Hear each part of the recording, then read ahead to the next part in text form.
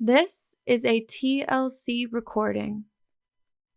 Silas Marner by George Eliot. Chapter 14.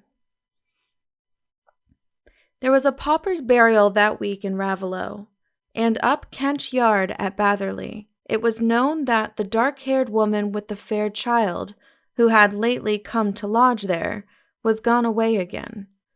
That was all the express note taken that Molly had disappeared from the eyes of men. But the unwept death which, to the general lot, seemed as trivial as the summer's shed leaf, was charged with the force of destiny to certain human lives that we know of, shaping their joys and sorrows even to the end.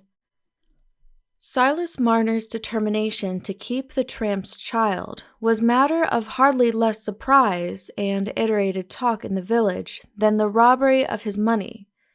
That softening of feeling towards him which dated from his misfortune, that merging of suspicion and dislike in a rather contemptuous pity for him as lone and crazy, was now accompanied with a more active sympathy, especially amongst the women. Notable mothers who knew what it was to keep children whole and sweet.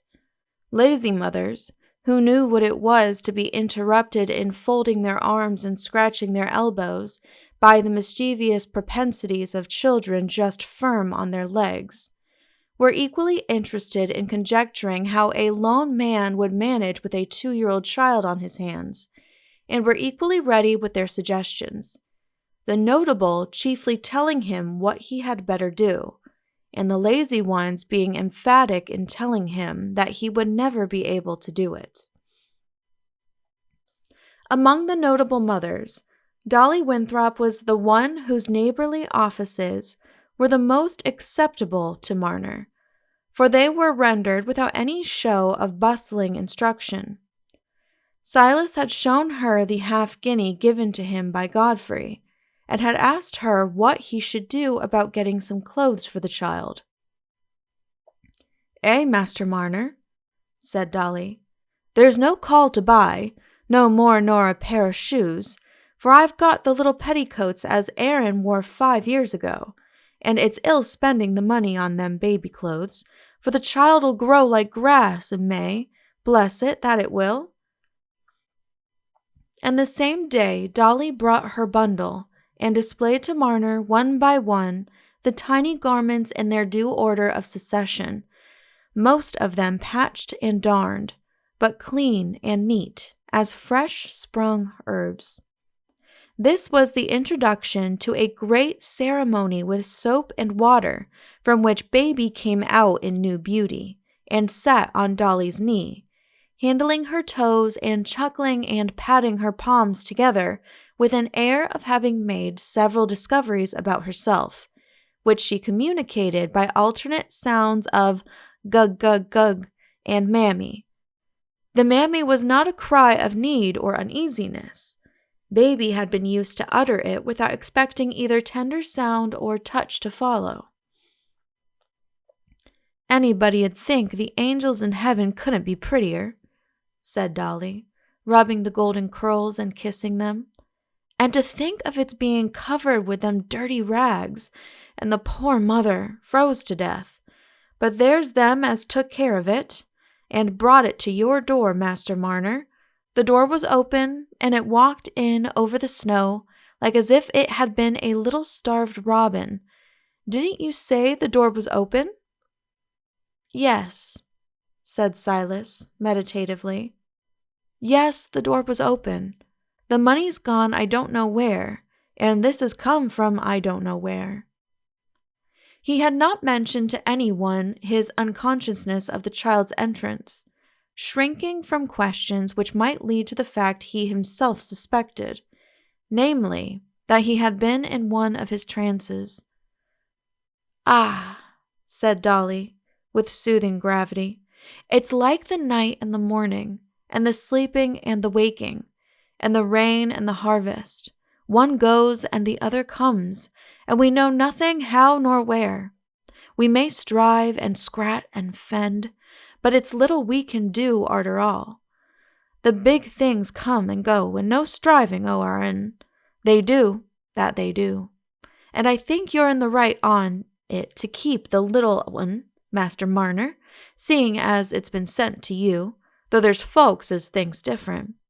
You'll happen be a bit moithered with it while it's so little, but I'll come and welcome and see to it for you. I've a bit of time to spare most days, for when one gets up betimes in the morning, the clock seems to stain low toward 10, afore it's time to go about the victual. So as I say, I'll come and see to the child for you, and welcome. Thank you, kindly, said Silas, hesitating a little. I'll be glad if you'll tell me things, but, he added, uneasily, leaning forward to look at baby with some jealousy, as she was resting her head backward against Dolly's arm, and eyeing him contentedly from a distance. But I want to do things for it myself, else it may get fond of somebody else, and not fond of me. I've been used to fending for myself in the house. I can learn. To be sure, said Dolly gently. I've seen men as are wonderfully handy with children. The men are awkward and contrary mostly, God help 'em, but when the drink's out of 'em, they aren't unsensible, though they're bad for leeching and bandaging. So fiery and impatient. You see, this goes first, next the skin, proceeded Dolly, taking up the little shirt and putting it on. Yes, said Marner docilely, bringing his eyes very close that they might be initiated in the mysteries, whereupon baby seized his head with both her small arms and put her lips against his face with purring noises. See there, said Dolly, with a woman's tender tact. She's fondest of you. She wants to go your lap, I'll be bound. Go then, take her, Master Marner. You can put the things on, and then you can say as you've done for her from the first of her coming to you. Marner took her on his lap, trembling with an emotion mysterious to himself at something unknown dawning on his life. Thought and feeling were so confused within him that if he had tried to give them utterance, he could only have said that the child was come instead of the gold, that the gold had turned into the child. He took the garments from Dolly and put them on under her teaching, interrupted, of course, by baby's gymnastics. There, then, why, you take to it quite easy, Master Marner, said Dolly. But what shall you do when you're forced to sit in your loom? For she'll get busier and mischievouser every day. She will, bless her. It's lucky as you've got that high hearth instead of a grate, for that keeps the fire more out of her reach. But if you've got anything as can be spilt or broke, or as is fit to cut her fingers off, she'll be at it, and it is but right you should know. Silas meditated a little while in some perplexity. I'll tie her to the leg of the loom, he said at last. Tie her with a good long strip of something. Well, mayhaps that'll do, as it's a little gale, for they're easier persuaded to sit in one place nor the lads. I know what the lads are, for I've had four I've had, God knows, and if you was to take and tie 'em up, they'd make a fighting and a crying as if you was ringing the pigs. But I'll bring you my little chair, and some bits of red rag and things for her to play with, and she'll sit and chatter to 'em as if they was alive.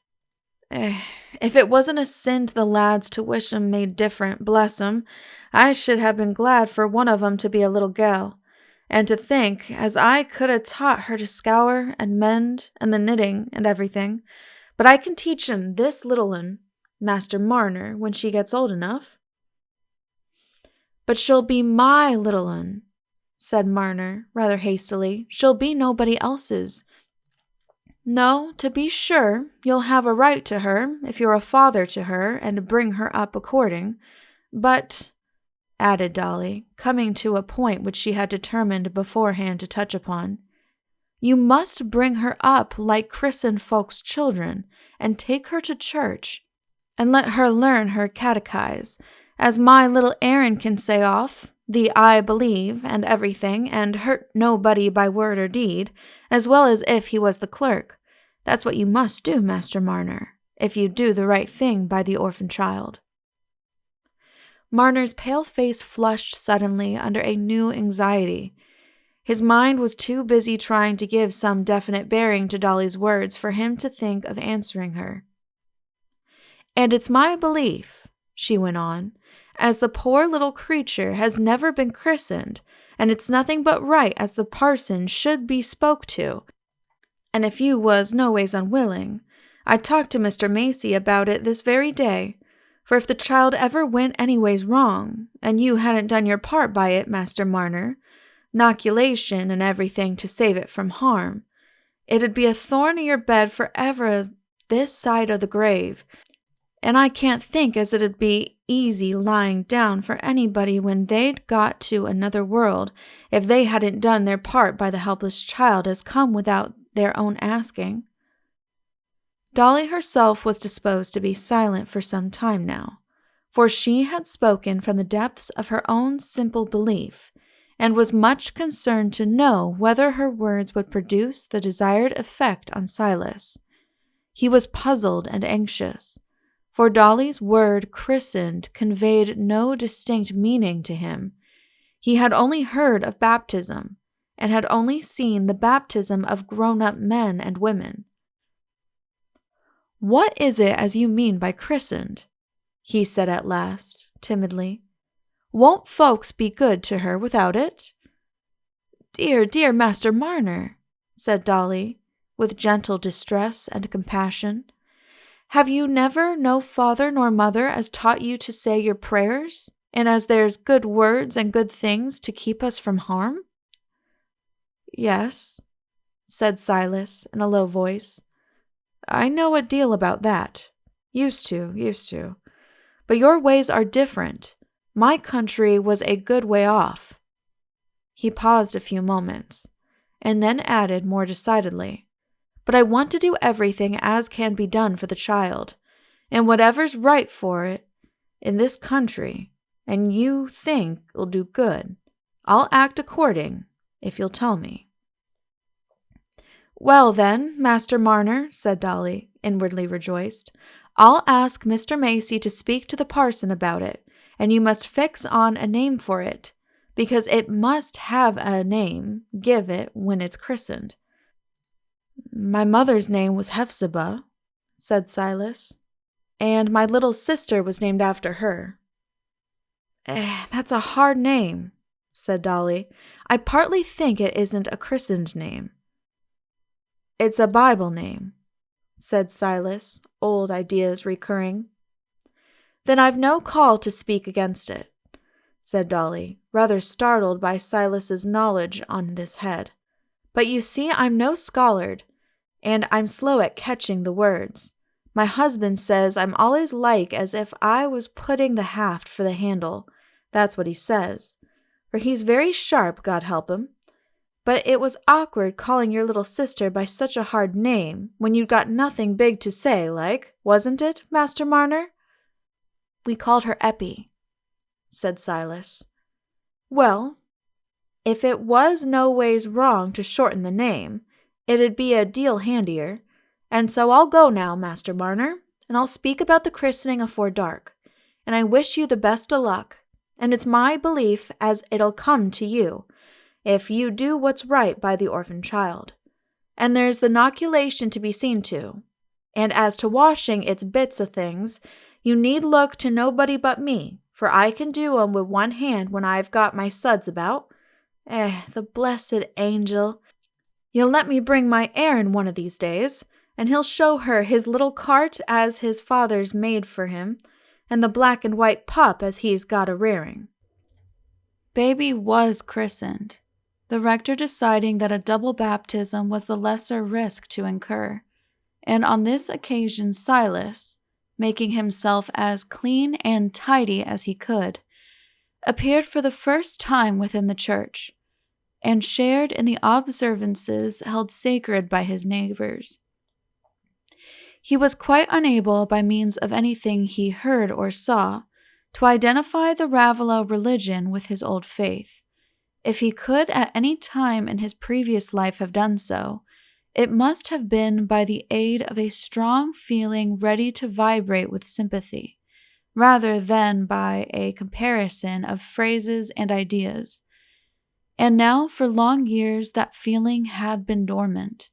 He had no distinct idea about the baptism and the church-going, except that Dolly had said it was for the good of the child, and in this way, as the weeks grew to months, the child created fresh links between his life and the lives from which he had hitherto shrunk continually into narrower isolation. Unlike the gold which needed nothing, and must be worshipped in close-locked solitude, which was hidden away from the daylight, was deaf to the song of birds, and started to no human tones, Eppie was a creature of endless claims and ever-growing desires, seeking and loving sunshine, and living sounds, and living movements, making trial of everything, with trust in new joy and stirring the human kindness in all eyes that looked on her. The gold had kept his thoughts in an ever-repeated circle, leading to nothing beyond itself. But Eppie was an object compacted of changes and hopes that forced his thoughts onward and carried them far away from their old eager pacing towards the same blank limit, carried them away to the new things that would come with the coming years, when Eppie would have learned to understand how her father Silas cared for her, and made him look for images of that time in the ties and charities that bound together the families of his neighbors. The gold had asked that he should sit weaving longer and longer, deafened and blinded more and more to all things except the monotony of his loom and the repetition of his web.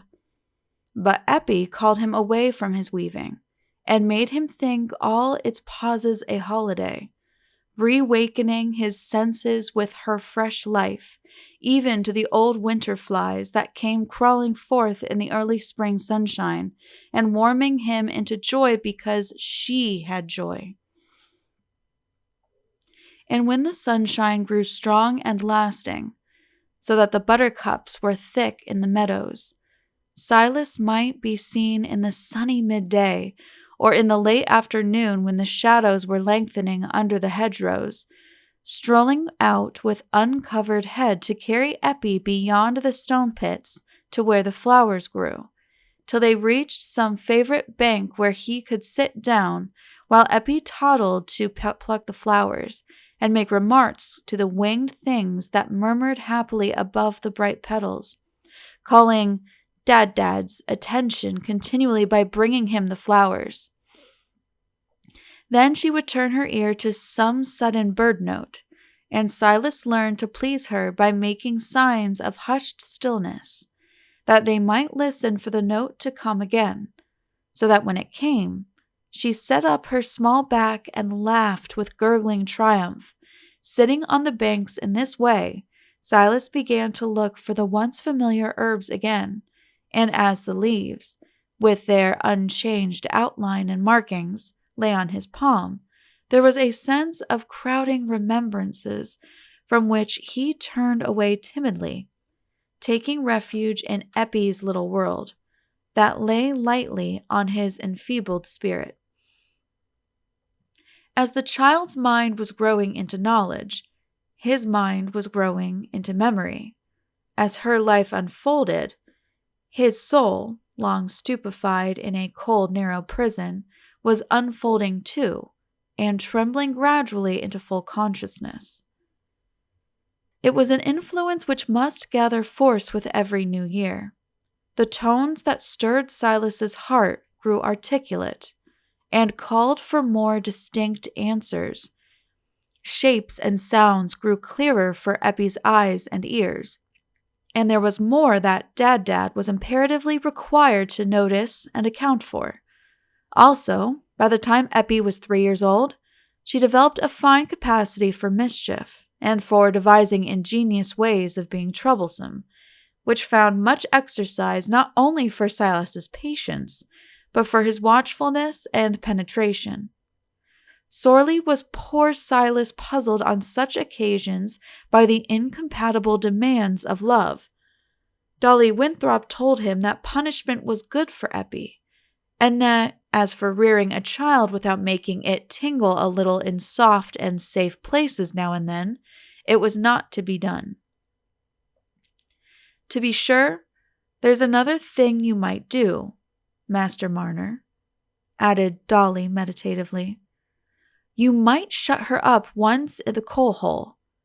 That was what I did with Aaron, for I was that silly with the young lad, as I could never bear to smack him, not as I could find in my heart to let him stay in the coal-hole more nor a minute, but it was enough to collie him all over, so as he must be new washed and dressed, and it was as good as a rod to him, that was.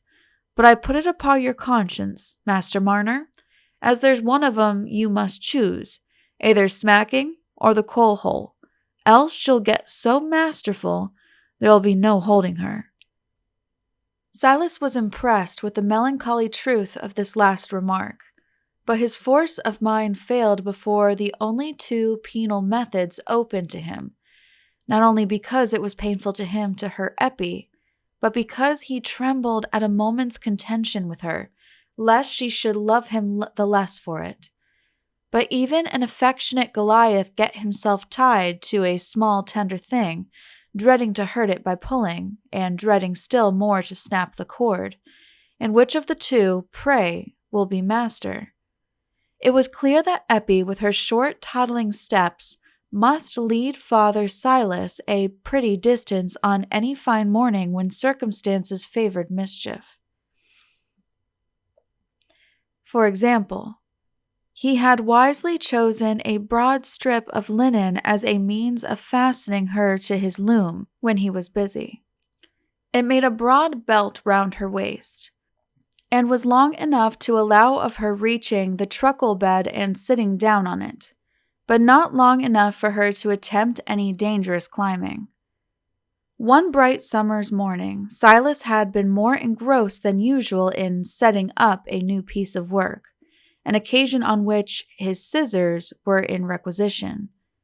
These scissors, owing to an especial warning of Dolly's, had been kept carefully out of Eppie's reach, but the click of them had had a peculiar attraction for her ear, and watching the results of that click, she had derived the philosophic lesson that the same cause would produce the same effect. Silas had seated himself in his loom, and the noise of weaving had begun. But he had left his scissors on a ledge, which Eppie's arm was long enough to reach.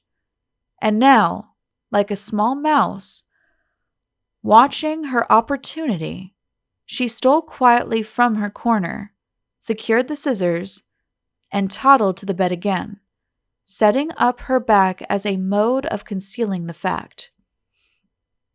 She had a distinct intention as to the use of the scissors, and having cut the linen strip in a jagged but effectual manner, in 2 moments she had run out at the open door where the sunshine was inviting her, while poor Silas believed her to be a better child than usual.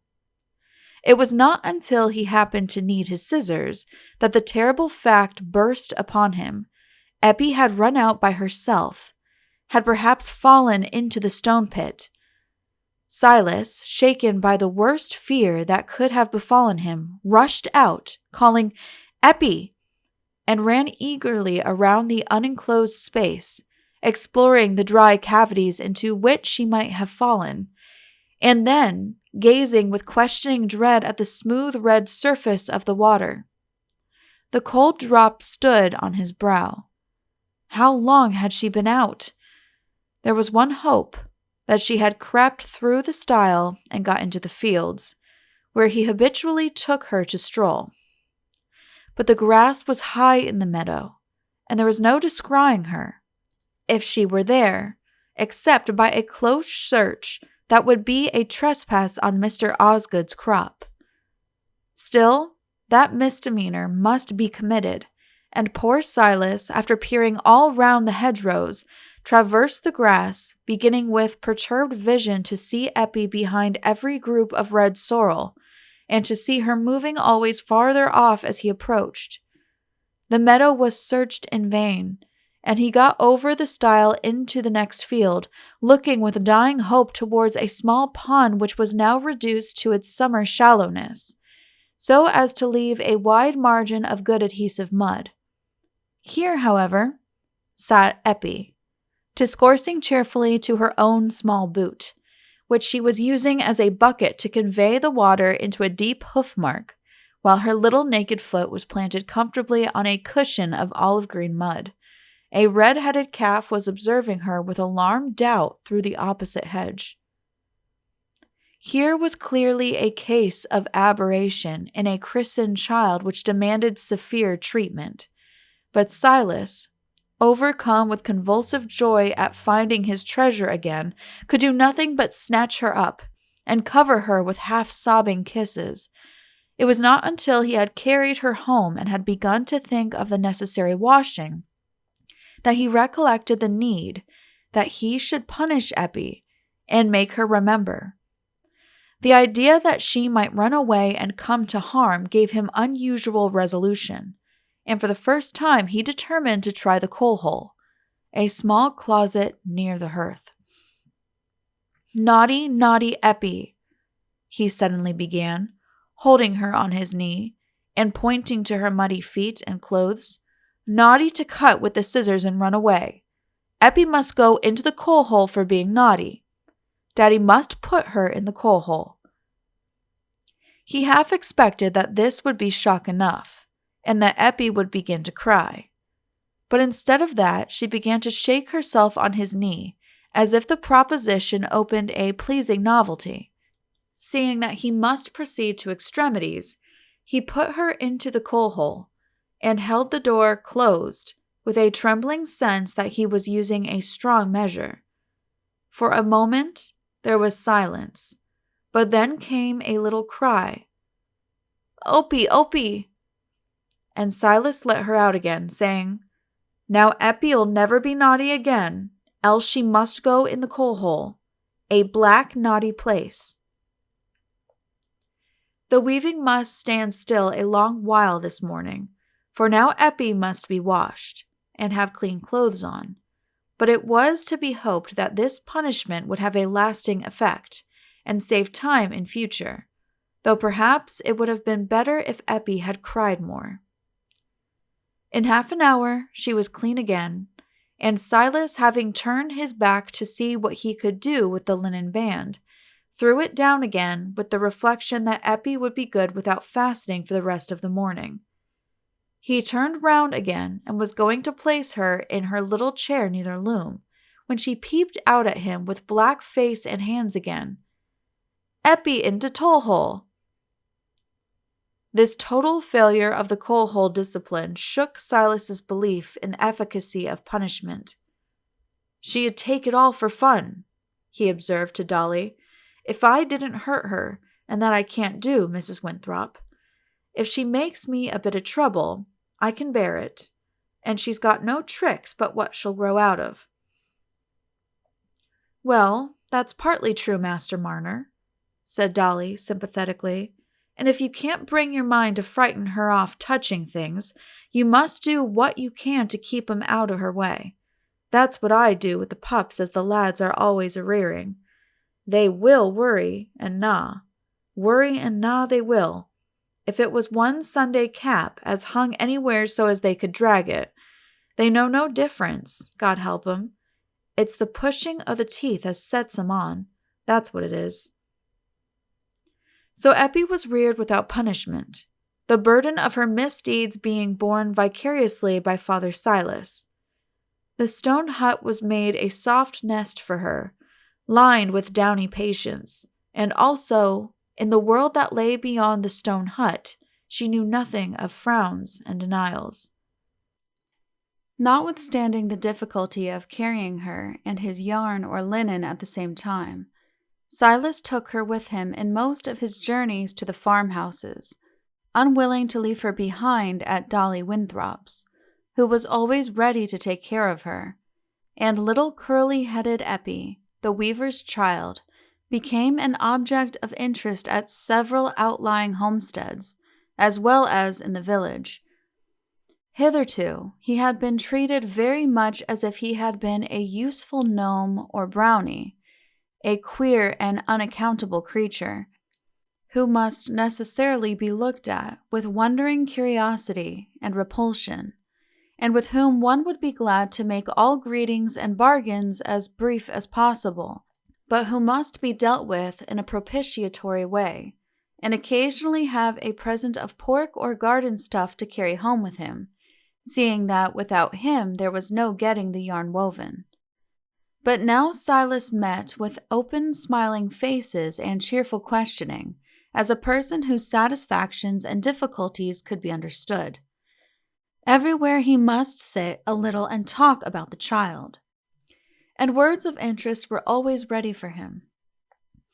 "Ah, Master Marner, you'll be lucky if she takes the measles soon and easy," or, "Why, there isn't many lone men 'ud ha' been wishing to take up with a little one like that, but I reckon the weaving makes you handier than men as do outdoor work. You're partly as handy as a woman, for weaving comes next to spinning."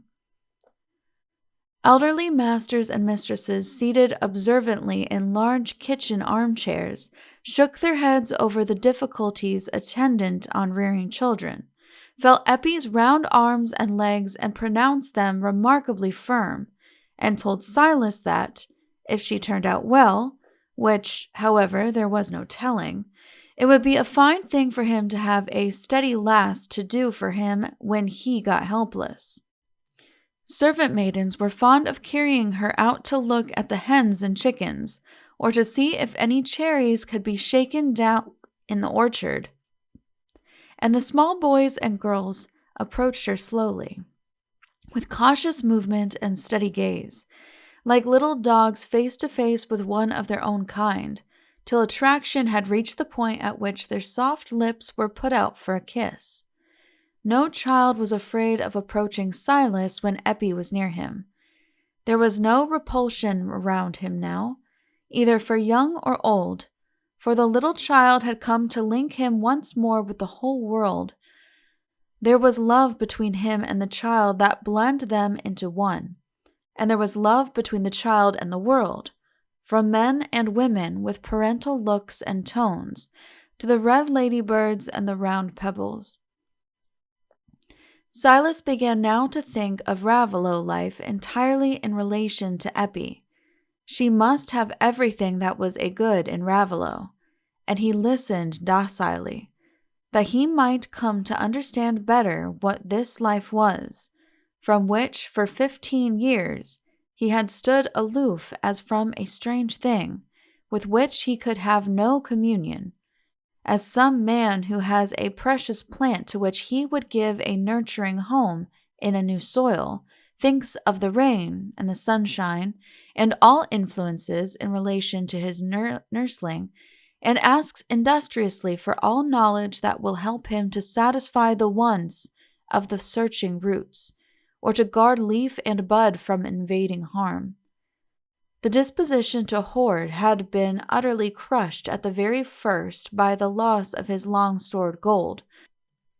The coins he earned afterwards seemed as irrelevant as stones brought to complete a house suddenly buried by an earthquake. The sense of bereavement was too heavy upon him for the old thrill of satisfaction to arise again at the touch of the newly earned coin. And now something had come to replace his hoard, which gave a growing purpose to the earnings, drawing his hope and joy continually onward beyond the money.